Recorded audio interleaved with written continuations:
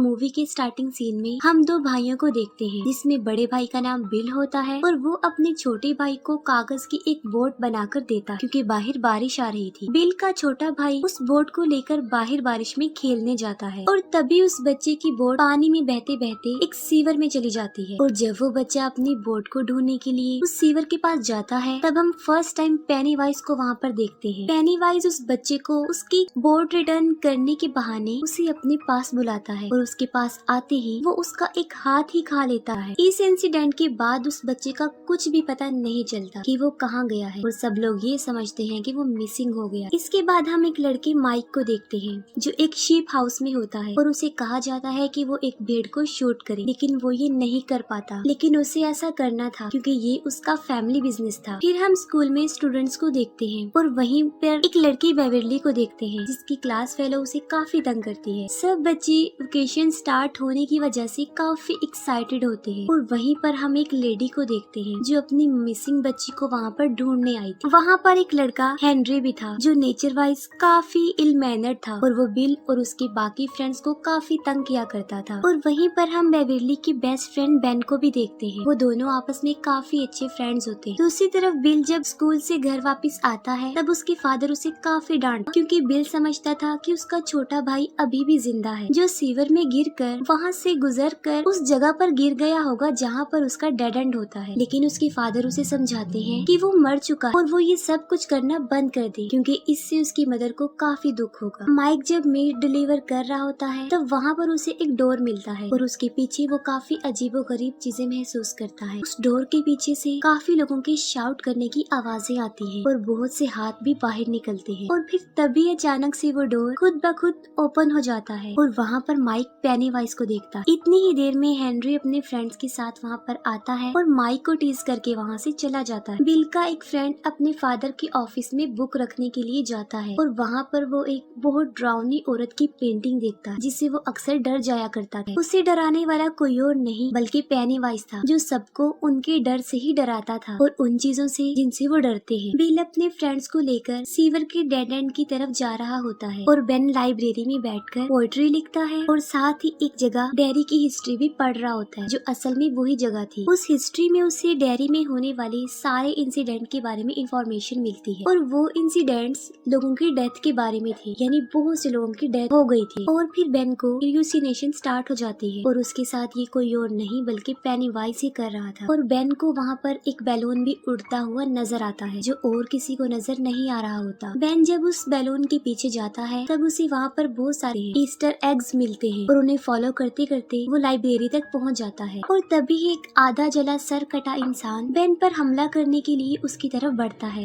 लेकिन बेन वहाँ से भाग जाता है। बेन जब वहाँ से जा रहा होता है तब हेनरी और उसके फ्रेंड्स उसे पकड़ लेते हैं, उसे काफी परेशान करते हैं और यहाँ तक कि हेनरी एक नाइफ से उसके पेट पर एच लिख देता है। इसी दौरान कार में एक कपल भी वहाँ से गुजरता है और बेन उनसे हेल्प मांगता है, लेकिन वो लोग उसकी एक नहीं सुनते। उसी कार में बेन एक रेड बैलून देखता है जिससे ये साफ जाहिर था कि वो कपल जो गाड़ी में बैठा हुआ है अब वो भी पेनीवाइज के कब्जे में आ चुके हैं। तभी किसी तरह बेन अपनी जान छुड़ाकर वहाँ से भाग जाता है और वो बैड ग्रुप उसका पीछा करते हैं। दूसरी तरफ बिल अपने फ्रेंड्स के साथ उस सिटी के सीवर के डेड एंड पर अपने भाई को ढूंढ रहा होता है, लेकिन वहाँ पर उसे किसी और बच्चे का जूता मिलता है। लेकिन इससे पहले कि वो सब लोग बिल के भाई को ढूंढने के लिए अंदर जाते, इंजर्ड बेन वहाँ पर आ जाता है। वहीं पर बिल का एक फ्रेंड बिल के छोटे भाई को ढूंढने के लिए अंदर चला जाता है और वहाँ पर उसे बहुत सारे गोस्ट नजर आते हैं। उसे वहाँ पर बहुत सारी सॉल्स नजर आती है और पेनीवाइज उसे मार डालता है। बिल और उसके बाकी फ्रेंड्स बेन के लिए बैंडेज इक्विपमेंट्स ले रहे होते हैं, लेकिन उनके पास पैसे कम होते हैं। उसी मार्केट में बेवरली भी होती है जो मेडिसिन लेने में उनकी हेल्प करती है। और फिर ये फ्रेंड्स ग्रुप बेवरली को उनके साथ तालाब पर चलने के लिए इनवाइट करते हैं। बेवरली जब घर पहुंचती है तब उसके फादर एज यूजुअल उसके साथ काफी अजीब बिहेव करते हैं। अपने फादर के बिहेवियर की वजह से बेवरली काफी अपसेट रहती थी और इस बार तो वो इतनी दुखी होती है कि वो अपने बाल काट लेती। फिर वो सब फ्रेंड्स और बेवरली तालाब पर काफी इंजॉय करते हैं। ये सब फ्रेंड्स मिलकर बेन के घर जाते हैं और वहाँ पर उसका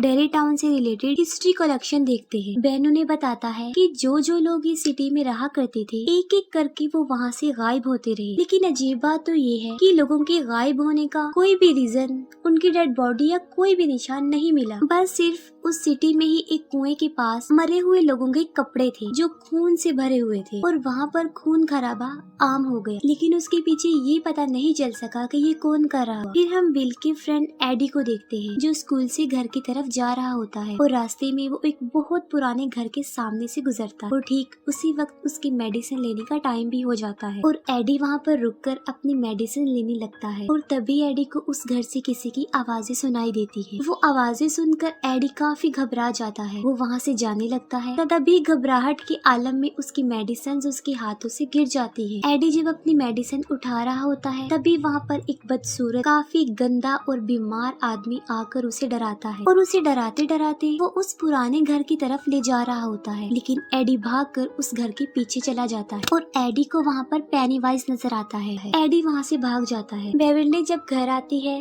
तब उसे एक पोएट्री कार्ड मिलता है जिसे पढ़ने के लिए वो वॉशरूम में जाती है। बेवर्ली जब वो पोएट्री पढ़ रही होती है तब उसे वॉश सिंक से बच्चों की आवाजें सुनाई देती है। बेवर्ली जब एक मेजरिंग टेप उस सिंक के अंदर डालकर बाहर निकालती है तब वो खून से भरा हुआ वापस आता है और उस पे इंसानी बाल भी लगे होते हैं जो बेवर्ली की पूरी बॉडी से लिपट जाते हैं और उसे अंदर की तरफ खींचते हैं। इसके बाद उस वॉश सिंक से बहुत सारा खून तेजी से बाहर निकलता है और पूरा वॉशरूम और बेवर्ली खून से भर जाते हैं। बेवर्ली की रोने की आवाज सुन के उसके फादर भी वहाँ पर आ जाते हैं, लेकिन वो ऐसा रिएक्ट करता है जैसे वहाँ पर कुछ भी नहीं हुआ। बिल जो कि अपने छोटे भाई को काफी मिस कर रहा होता है, लेकिन तभी वहाँ पर उसे किसी के होने का एहसास होता है और वहीं पर उसे किसी के पाँव के निशान भी मिलता है और जब वो उन पैरों के निशान के पीछे जाता है तब उसे उसका छोटा भाई नजर आता है जो उसे बेसमेंट में ले जाता है। पहले बिल का छोटा भाई उसे इमोशनली ब्लैकमेल करता है और फिर देखते ही देखते एक शैतान में तब्दील हो जाता है और तभी वहाँ पर पेनीवाइज भी आ जाता है जो बिल पर अटैक कर देता है, लेकिन ठीक वक्त पर बिल अपनी जान बचा कर वहाँ से भाग जाता है। फिर बेवर्ली उन फ्रेंड्स को अपने घर बुलाकर उन्हें अपना वॉशरूम दिखाती है। सब बच्चे भी देखते हैं कि वहाँ पर बहुत ज्यादा खून है, लेकिन बेवर्ली सोचती है कि उसके फादर को वो क्यों नहीं नजर आ। फिर वो सब मिलकर वॉशरूम क्लीन करते हैं। वो फ्रेंड्स आपस में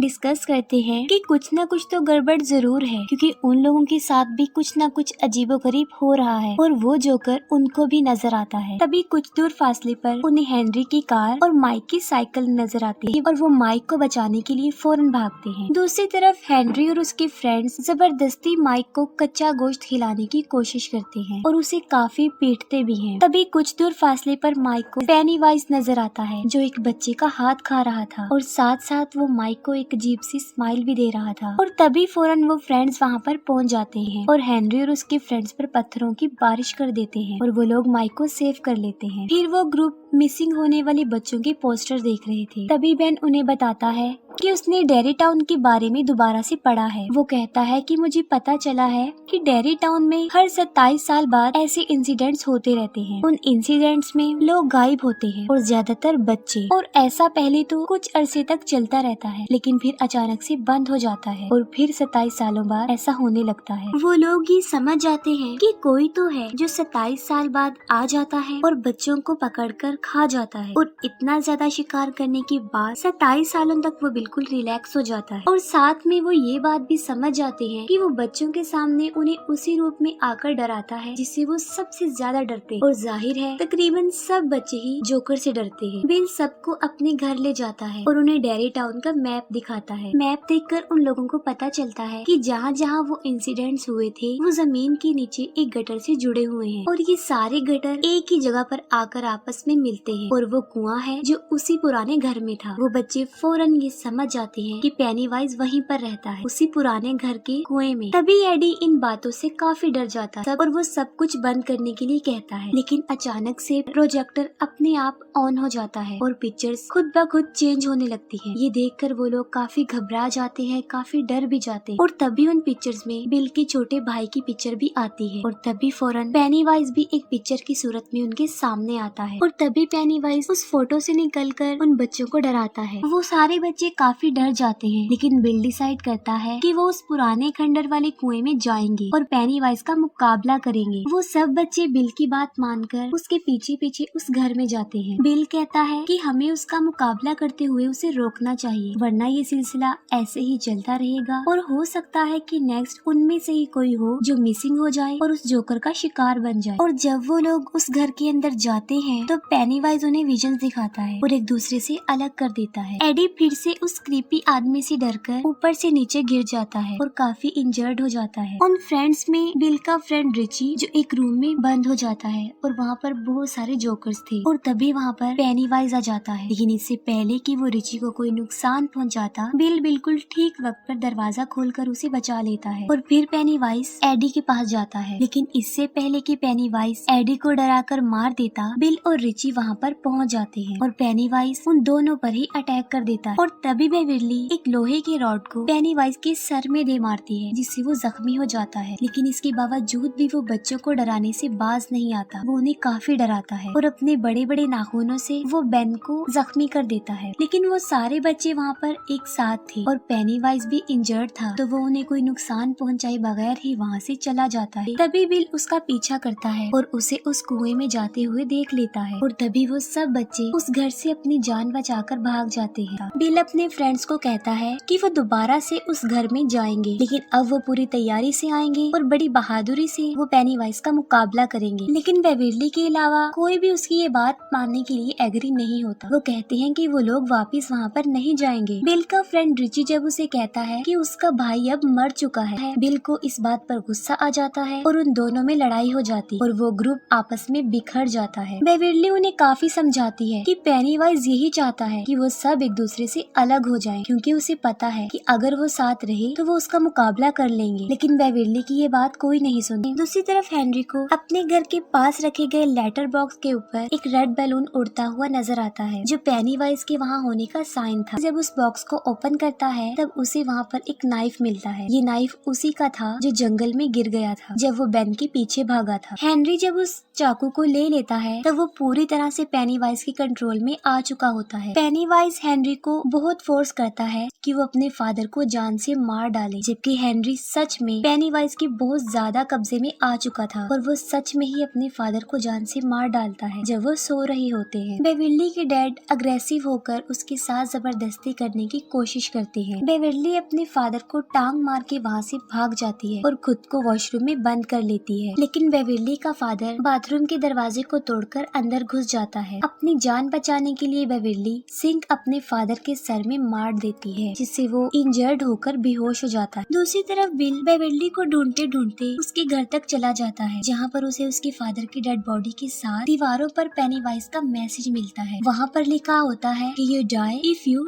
ट्राई। बिल अपने सब फ्रेंड्स को बताता है कि पेनीवाइज बेविरली को ले गया है और वो बेविरली को बचाने के लिए फिर से एक हो जाते हैं और फिर वो लोग दोबारा से उस घर में आते हैं। लेकिन इस बार वो अपनी पूरी तैयारी से पेनीवाइज का मुकाबला करने के लिए हथियार भी अपने साथ लाए होते हैं। दूसरी तरफ बेविरली के ऊपर खून के कुछ कतरे गिरते हैं, जिससे वो होश में आती है और वो देखती है कि वो एक गटर में है, जहाँ पर कचरे का एक बहुत बड़ा ढेर काफी ऊंचाई तक लगा होता है और वहाँ पर बच्चों की डेड बॉडीज भी हवा में फ्लाई करती हैं। तब बेविरली वहाँ से भागने की कोशिश करती है, लेकिन पेनीवाइज उस पर अटैक कर देता है और उसे काफी डराता है। लेकिन बेविरली नहीं डरती। बेविरली बड़ी बहादुरी से उसका मुकाबला करती है। पेनीवाइज जब देखता है कि वो उसे नहीं डर रही तो वो उसे उसका असली रूप दिखाता है और वो पेनीवाइज की एक डेड लाइट भी थी। उसे देख बेविरली फौरन बेहोश हो जाती है। सारे बच्चे कुएं से नीचे उतर जाते हैं, लेकिन सबसे लास्ट में जब माइक की बारी आती है तब हेनरी उस पर अटैक कर देता है। वो उसे मारने की कोशिश करता है, लेकिन माइक उसका मुकाबला करके कुएं से उसे काफी नीचे गिरा देता है।